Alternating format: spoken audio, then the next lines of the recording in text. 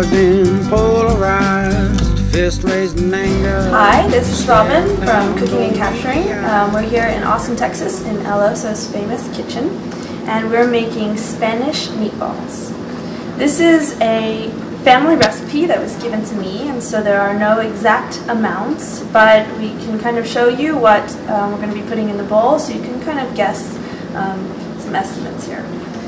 We are going to start with half a pound of ground pork and half a pound of ground beef.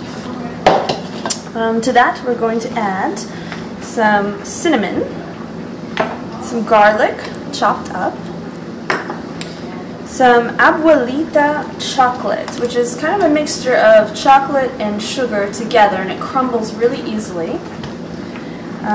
We're going to add some black pepper, a handful of rice, raw, an egg, chopped parsley, a whole bunch of parsley, minced, and some salt, probably about a teaspoon or so.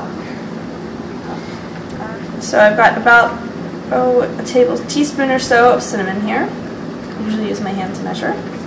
Let's see, garlic.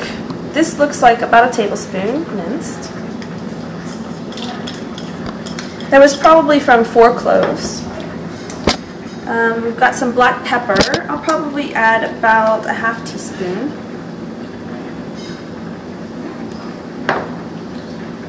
The handful of rice. Of course, if you've got big hens, you have more rice than I'm about to add, but that's good.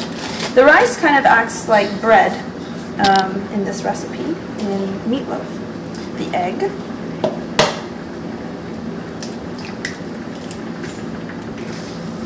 The parsley, lots of parsley, and some salt.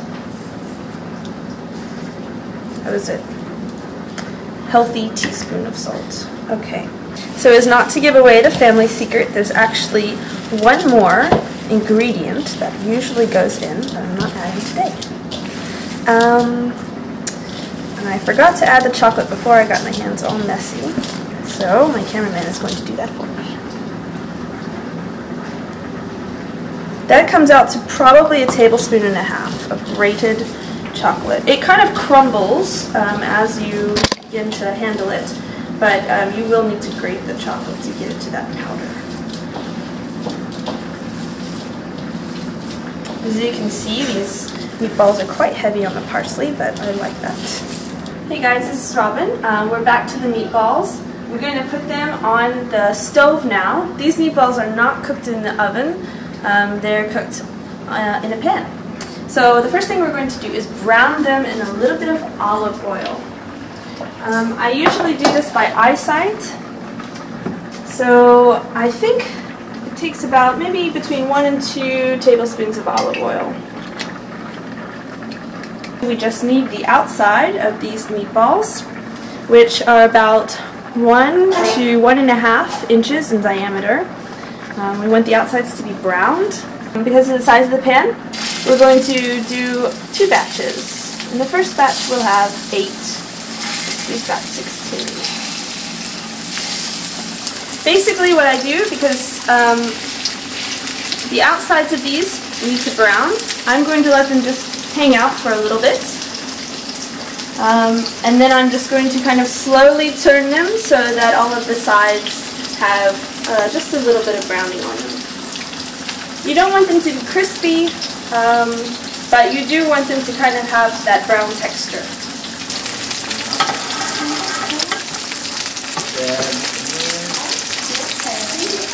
Once these are finished browning, they're about halfway through.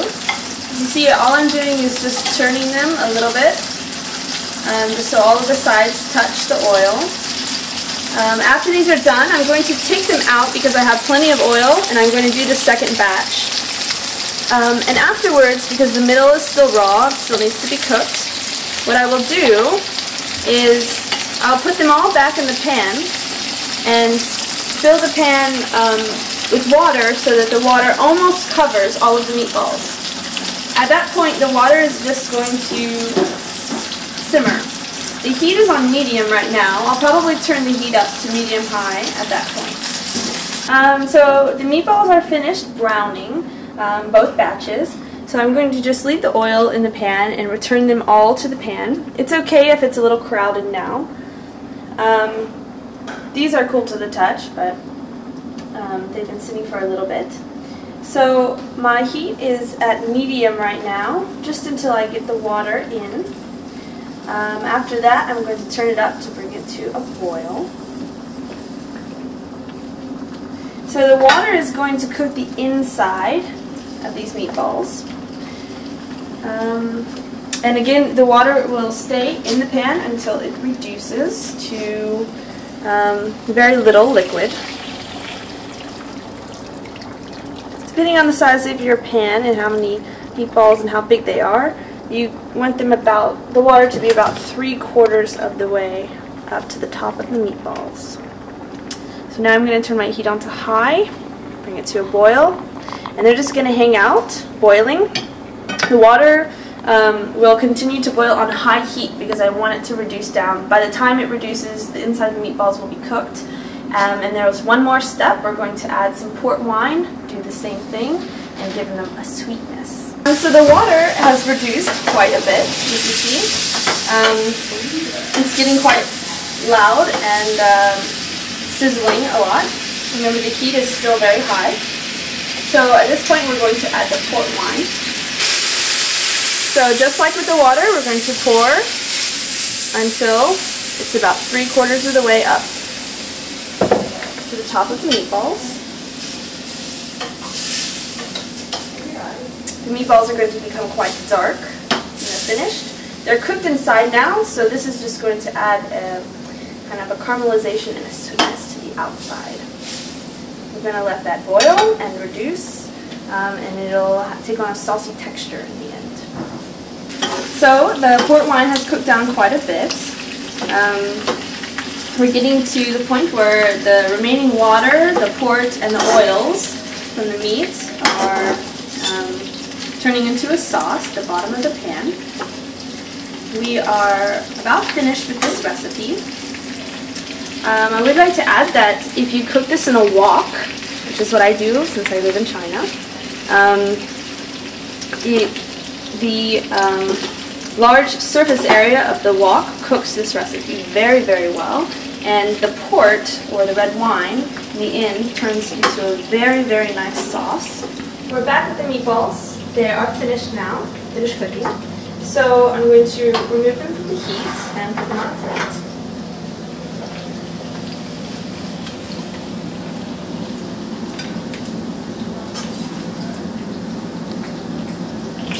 Now this dish is traditionally served with another recipe, the tangy sweet salsa.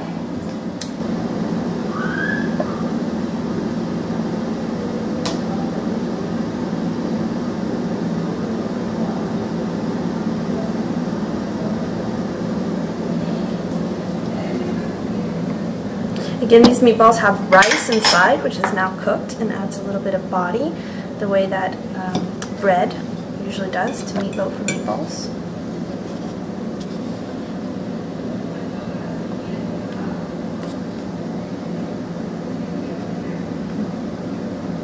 Very good. And so the outside of the meatball is very sweet because of the chocolate coming out and the port, kind of making a shell around it, and the inside's got some rice and parsley and a lot of other good ingredients. So we're finished. Thank you for watching. Again, this is Robin from Cooking and Capturing in Alice's Famous Kitchen.